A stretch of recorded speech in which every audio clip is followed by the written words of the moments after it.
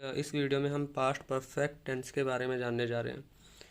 Past perfect tense की जो पहचान होती है वो होता है चुका था, चुके थे, चुकी थी, लिया था, दिया था, किया था। अब यहाँ पे आपने प्रेजेंट परफेक्ट टेंस में देखा होगा कि वहाँ पे उसका जो पहचान होता है वो चुका है, चुके हैं, चुकी है, लिया है, दिया है, किया है, ये था। और क्योंकि ये उसका पास्ट है तो इसलिए यहाँ पे था आ रहा है सबके लास्ट पे, तो इसका पहचान हो जाता है चुका था, चुके थे, चुकी थी, लिया था, दिया था, किया था। अब इसका हेल्पिंग वर्ब क्या हो जाएगा? हैड। यहाँ पे हेल्पिंग वर्ब केवल ओनली वन है, तो यहाँ पर आप चाहे सिंगुलर नाउन हो चाहे प्लूरल नाउन हो, दोनों के साथ आपको क्या लगाना है? हैड। अब हम चलते हैं अफर्मेटिव की तरफ। अफर्मेटिव में इसका रूल हो जाता है सब्जेक्ट प्लस में हैड प्लस में वर्ब की थर्ड फॉर्म प्लस में ऑब्जेक्ट। जैसे वह पढ़ चुका था, तो वह का क्या हो जाएगा? ही के साथ क्या लाएंगे? Helping of had. और पढ़ने का क्या होता है? रीड, और रीड का थर्ड फॉर्म होता है रेड, लेकिन स्पेलिंग यही होती है तो इसलिए हम इसको रेड पढ़ते हैं। सो ही हैड रेड। ठीक है, आप इस बात का ध्यान रखिए कि यहाँ पे हम वर्ब का थर्ड फॉर्म यूज कर रहे हैं। जैसा कि आप देख सकते हैं कि जो प्रेजेंट परफेक्ट टेंस था उसके साथ भी हमने वर्ब की थर्ड फॉर्म यूज की है। तो इसका मतलब ये है कि जितने भी परफेक्ट टेंस हैं, चाहे वो प्रेजेंट के हो, चाहे वो पास्ट के, चाहे वो फ्यूचर के, तीनों के साथ हमें क्या लगाना है? वर्ब की थर्ड फॉर्म लगाना है। तो इस बात का ध्यान रखिए। अब सेकंड एग्जांपल है, तुम भविष्यवाणी कर चुके थे। तुम का यू के साथ हम हेल्पिंग ऑफ लगाएंगे हैड, यू हैड। भविष्यवाणी करने को हम कहते हैं फोर टेल। अब फोर टेल का जो थर्ड फॉर्म होता है वो होता है four told. So you had four told. Okay, next है हमारा नेगेटिव। अब नेगेटिव में रूल क्या हो जाएगा? जाहिर सी बात है, जस्ट हेल्पिंग वर्ब के बाद क्या आ जाएगा? नॉट आ जाएगा। तो इसका रूल हो जाएगा वही होगा, सब्जेक्ट प्लस में हैड प्लस में नॉट प्लस में वर्ब की थर्ड फॉर्म प्लस में ऑब्जेक्ट। अब पहला एग्जांपल है, जैसे उसने खाना नहीं खाया था। अब उसने का क्या हो जाएगा? कई बच्चे उसने का मतलब नहीं समझे, तो उसने का मतलब होता है वह हिंदी में, और वह सब कोई जानता है। तो यहाँ पे वह यानी उसने को हम क्या बोलते हैं? ही।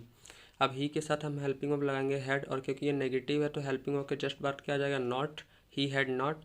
और खाने का इंग्लिश थर्ड फॉर्म क्या होता है? खाने का इंग्लिश होता है ईट, ईट का थर्ड फॉर्म होता है eaten. So he had not eaten.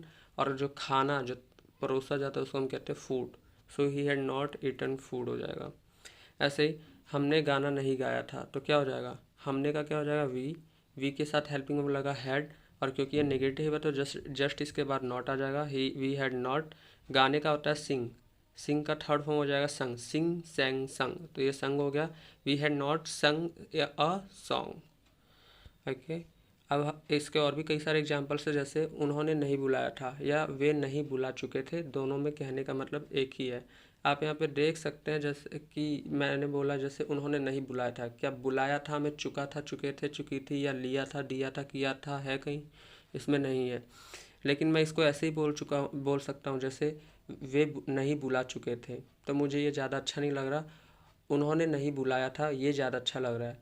तो ये दोनों का मतलब एक ही है, बस दोनों के कहने का तरीका अलग है। इसीलिए अगर आप यहाँ पे कंफ्यूज हो रहे कि यहाँ पे खाया था, जैसे आप देख सकते हैं यहाँ पे खाया था है, सो आप कंफ्यूज ना हो अगर यहाँ पे खाया था है तो, क्योंकि इसका ही मतलब यही है कि ये परफेक्ट टेंस है।